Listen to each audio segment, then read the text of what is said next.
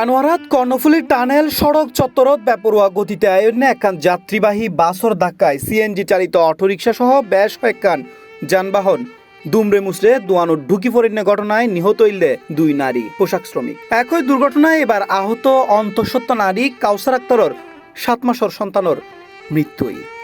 বর্তমানে চিকিৎসাধীন অবস্থায় হাসপাতালত ইন্টেন্সিভ কেয়ার ইউনিটত এখনও মৃত্যুর লগে ফামজালরের এই নারী শ্রমিক।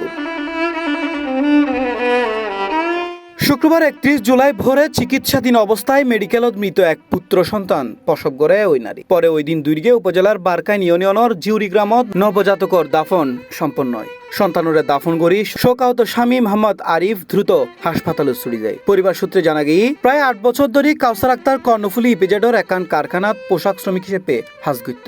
প্রতিদিনের মতো হারহানার হাজ শেষ করি বাড়ি ফিরানোর পথত এই দুর্ঘটনার শিকার হয় তিনি। তার সংসারত 10 বছরের রাফি ও 5 বছরের তাবাসসুম নামর দুই সন্তান আছে। মার আকস্মিক দুর্ঘটনায় দুই শিশু এখন মারে ফিরে ফেললেই অপেক্ষায় আছে।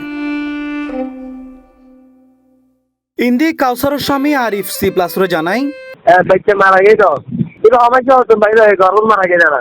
আচ্ছা আচ্ছা না ওই যেদিন গাড়ি এসে নই এই 2 দিন আগে ওই দিন মারা গিয়ে আর আইডিয়া বেশি আঘাত হয়ে গেল।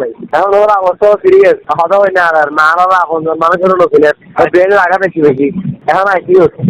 আচ্ছা মেডিকেল নিতে আসে নিশ্চয় ও সমস্যা আসলে 7 মাস এক মেয়ে আসলে এখন বর্তমানে মেয়ের স্বামী তো হাই ওয়াইফ না। উল্লেখ্য গত বৃহস্পতিবার 30 জুলাই সন্ধ্যায় টানেল সড়ক মোড়ত অতিরিক্ত গতিতে এনে একান যাত্রীবাহী বাস সড়ক সারিয়ে দোয়ানোর দিকে পড়ে। এ সময় দোয়ানোর সামনে যাত্রীর অপেক্ষায় তাহা সোয়ান সিএনজি চালিত অটোরিকশা ও একখান রিকশারে সাফা দেয় বাসগান। ভয়াবহ এই দুর্ঘটনায় হিফাশিল ও পলি দত্ত নামে 2 নারী শ্রমিক ঘটনাস্থলেই প্রাণ হারাইল। আহত হইল অন্তত 25 জন নারী পুরুষ। ঘটনাস্থলত তুন তারারে উদ্ধার করি আনোয়ারা স্বাস্থ্য কমপ্লেক্সত লই যাওয়া হইল, যেটা প্রাথমিক চিকিৎসা দিয়ে অন্তত 14 জনরে চট্টগ্রাম মেডিকেল কলেজ হাসপাতালত রেফার করা হয়। 7 জনরে চিকিৎসা দিয়ে বাড়িত পৌঁছানো হয় বলি আনোয়ারা মেডিকেল সূত্রে জানা গিয়ে।